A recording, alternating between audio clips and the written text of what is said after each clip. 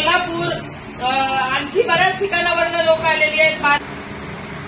भारताच्या सामाजिक न्यायाच्या भूमिकेचं रक्षण करता जर कोणता कायदा असेल तर तो अॅट्रॉसिटी ऍक्ट आहे.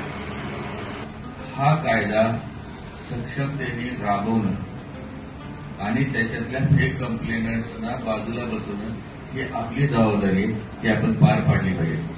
जो धारा थी उसमें ये जोड़ा गया कि कोई भी सरकारी अधिकारी किसी भी अनुसूचित जाति के व्यक्ति को किसी भी तरह से उनके अधिकारों को देने में अड़चन डालता है, परेशान करता है, उनका गुनाह दाखिल नहीं करता है या कोई भी कार्यक्रम है तो उसके खिलाफ एट्रॉसिटी एक्ट में मुकदमा दायर हो सकता है.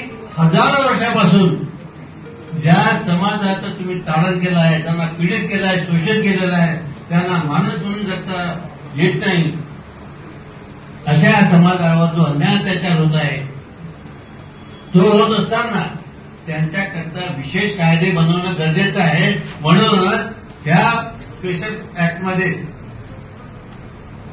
अॅट्रॉसिटी ऍक्ट जो आहे हा स्पेशल ऍक्ट आहे आणि या स्पेशल ऍक्टमधून काही गोष्टी आम्हाला इथे नमूद करणं आणि त्यांची बाजू ही नेहमीच कमकुवत राहिल्यामुळे त्यांना शासनाने आणि कायद्याने एक संरक्षण मिळावं म्हणून ह्या तरतुदी आम्ही इथे केलेल्या आहेत. 18 विशेष प्रोबेशन म्हणजे आपण पाहतो ना, गुन्हा केल्यानं करू द्या, काय तुम्हाला माहिती आहे, काही दिवसानंतर त्यांना प्रोबेशन आपण म्हणजे सूट द्या, त्याला चांगलं सुधारण्याची संधी द्या आणि त्यांना केला ते केला गुन्हा.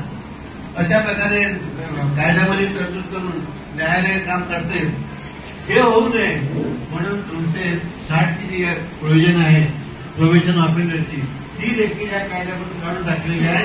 हे जर तुम्ही गुन्हा केला अॅट्रॉसिटीचा तुम्हाला शिक्षा भोगावीच लागेल, ही देखील तरतूद या कायद्यामध्ये होती.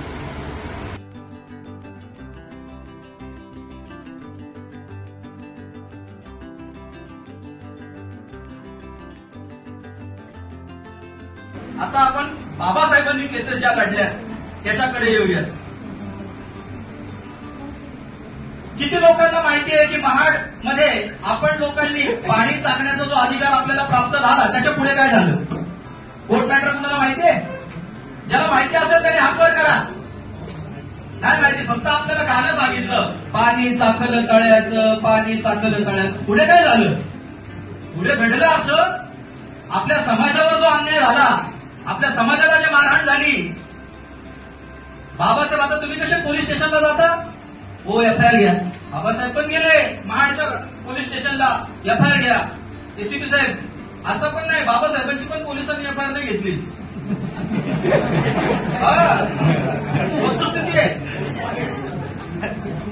फॅक्ट आहे, पुराव्याविषयी सांगतो होता पुढे मी, म्हणूनच मी स्लाईड आणलेली. एफआयआर घेतली नाही, मग तार केली त्यावेळेच्या कलेक्टरला, collector Hood, district collector Hood आणि मुंबईच्या गव्हर्नरला की असं असं आहे. त्यांनी सांगितलं या एफआयआर. आश्चर्य काय वाटेल सांगा तुम्हाला? बाबासाहेब मुंबईवरून महाडच्या कोर्टात यायचे, केस चालवली. जून महिन्यामध्ये केस सुरुवात झाली, जून महिन्यातच निकाल, 4 महिन्याची शिक्षा. शिक्षा आदेश कोणाला पाहायचा असेल माझ्याकडून घ्या. एका महिन्यात शिक्षा, एका महिन्यात ट्रायल कंप्लीट. आमच्या इथं मर्डर होतात, वर्ष चालतं. काय फास्ट ट्रॅक स्पेशल कोर्ट आहे, स्पेशल कोर्ट. 2 महिन्यात शिक्षा लागली पाहिजे. इन्व्हेस्टिगेशन 60 दिवसात व्हायला पाहिजे. चार्जशीटच जात. त्यावेळेस संविधान नसताना, ब्रिटिशांचं राज्य असताना, आर्टिकल 17 जो आपण म्हणतो आमचा मूलभूत हक्क, तो नसताना एका महिन्यात शिक्षा सुटली आणि आपण आता लोकशाहीमध्ये आहोत. मर्डरच्या केसेसची तरी शिक्षा लागते का? होते का लवकर? नाही होत. आपल्या मनातले जे काही अॅट्रॉसिटीच्या अनुषंगाने प्रश्न असतील त्याची सगळ्याची आपण उत्तर देतोय. ट्रायल बेसिसवर एक आपण अॅट्रॉसिटीचं ऍप सुद्धा तयार केलेलं आहे. की अॅट्रॉसिटीच्या ऍपमध्ये एक अत्यंत महत्वाची गोष्ट सकाळपासून आपण सांगितली, विशेषतः काकाडोळे सरांनी पण आता सांगितली की क्राईम आवर्स फार महत्वाचे असतात. आपल्याला ते पुरावे जतन करण्यासाठी बऱ्याचदा काय होतं, पोलीस आपल्याला दाद देत नाही, म्हणजे भांडण झालेली असतात मोबाईलवर.